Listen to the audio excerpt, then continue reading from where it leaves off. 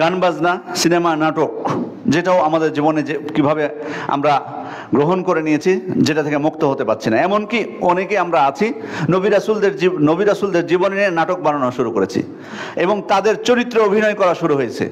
মানে এবং রাসূল সাল্লাল্লাহু আলাইহি ওয়াসাল্লামের স্ত্রী বা নবীদের কন্যাদেরকে বেপরদাভাবে তাদের চরিত্রে অভিনয় করে উপস্থাপন করা হয়।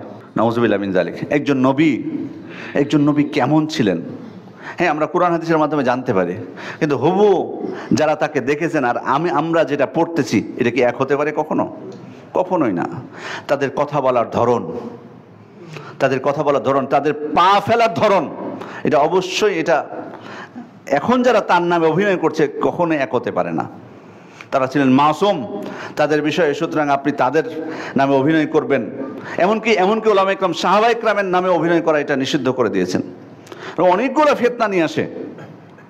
সুতরাং সম্মানিত উপস্থিতি, অশ্লীল হোক বা যেটাই হোক, নাটক, সিনেমা, গানকে নিজেদের জীবনে গ্রহণ করা, এটাও মূলত অমুসলিমদের রীতি, তাদের স্বভাব চরিত্র, সেটা আমরা গ্রহণ করেছি।